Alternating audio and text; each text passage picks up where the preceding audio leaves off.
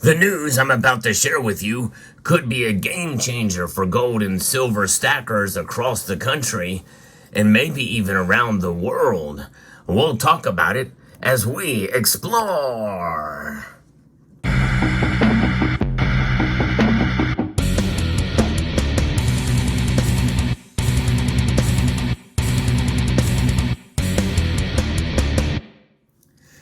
It's been an amazing thing to see news story after news story with small steps towards sound money legislation and recognition across the country, state by state.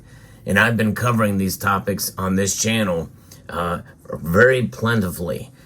But what I'm about to share with you now will have nationwide implications, as now there has been legislation that has been reintroduced. And what that means is that it's possible that it could fail yet again.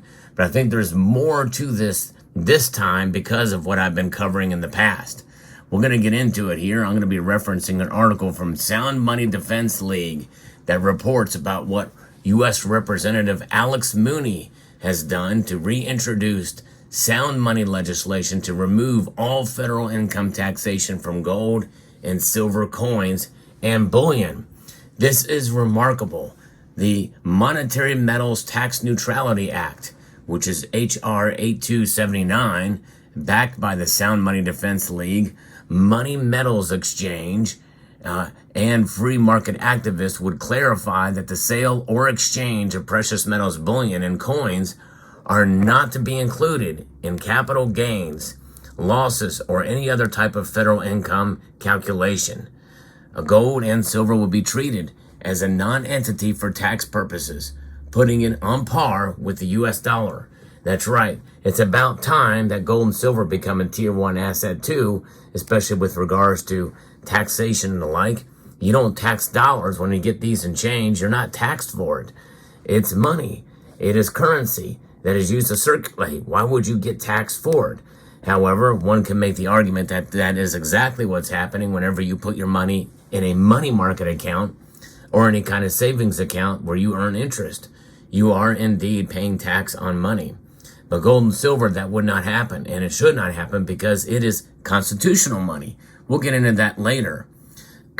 Representative Scott Perry, who is a Republican from Pennsylvania, and Randy Weber from Texas joined as original co-sponsors. This is good that there's co-sponsors to a bill that would recognize gold and silver indeed as money.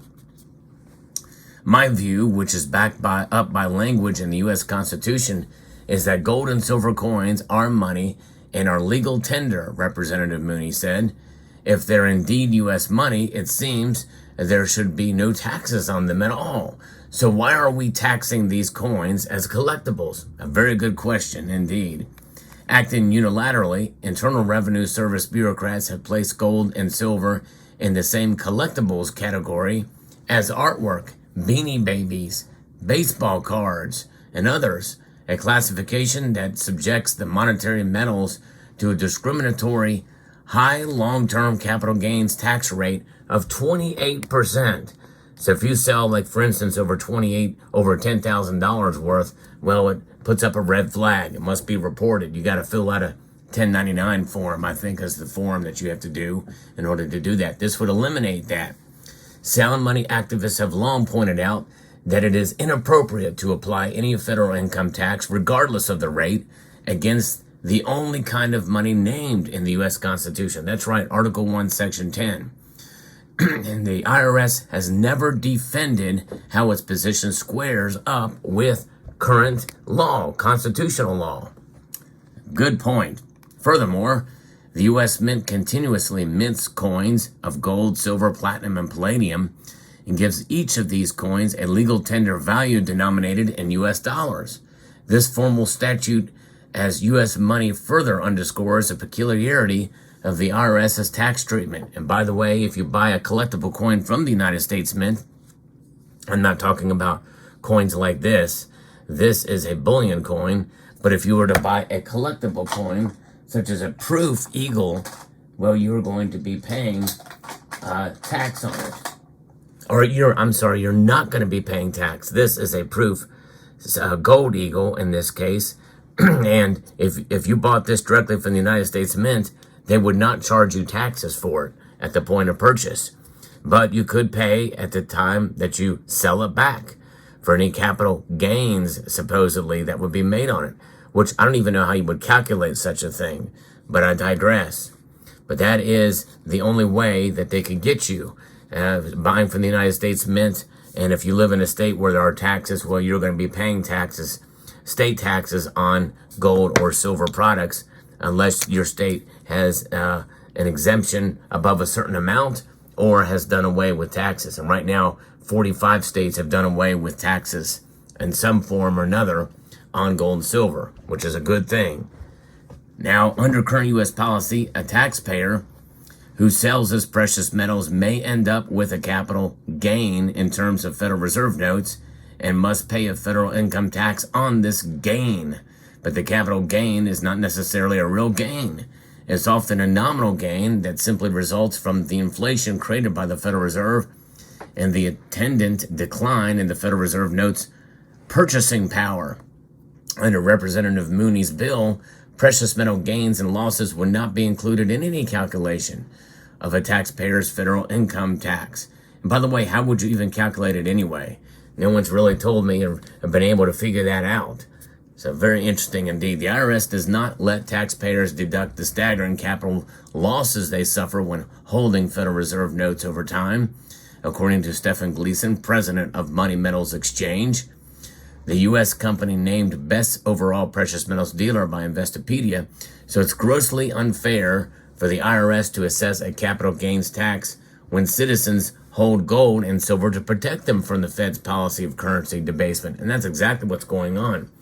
They're cheating us. It is not only currency debasement, it is a hidden tax.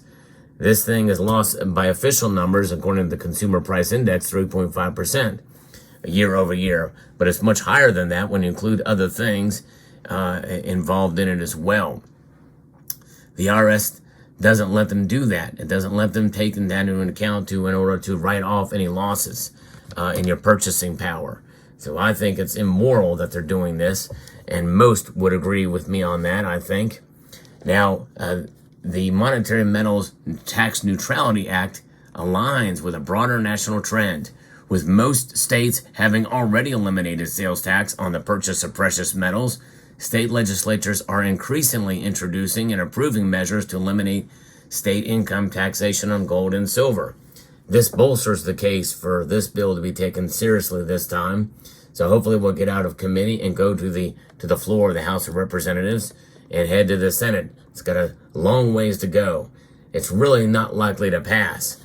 But I think if it does get into the Senate and there is a chance that it could be taken up there, well, I think that's the time to really, I think in any event, we should be calling our Congress people to vote for this thing. We need to all contact our legislative individuals in the House of Representatives for now. Call your congressman. Have them approve this bill. Vote yes on it. Alabama and Nebraska have passed their version of this policy just this year. Arizona, Arkansas, and Utah approved similar measures in recent years. Iowa, Georgia, Oklahoma, Missouri, and Kansas are also considering income tax exemptions this year in 2024. And several approving the bill across multiple committees and chambers. The text of the bill is over on their website, and it's really pretty pointed. There's not much to it. It's just 2 pages, which is nice, and I think it mirrors kind of what was sent in last time, but it is something else. It's a great thing to see this occur, and I think that as we see the status of it make its way through Congress, it'll be very interesting to see if it gets out of committee. But again, contact your your congressman, and make your voices heard on this. This is a big deal. Now, how will it change our lives? Obviously, not paying capital gains is a big thing, but I think it'll send a message really around the world. What is that message? That message is that, indeed, gold and silver are money and should not be taxed. And if the United States can do it, well, other countries should be doing it too. Maybe it'll spread this kind of activity, just like it is across the United States. we very well could see that spread across to other entities, other government bodies around the world. Let's hope so. So let me know what your thoughts are about this legislation and in this news. I'd like to bring you news, the latest on the world of precious metals. If you enjoyed content like this, I hope you will press that like button and subscribe to the channel if you haven't done so already. And realize and understand that Article 1, Section of the Constitution says that only gold and silver shall be considered money across the states. So I'd like to extend a multitude of gratitude to each and every one of you for taking the time to watch this video, and to encourage you to please rate, share, comment, and subscribe.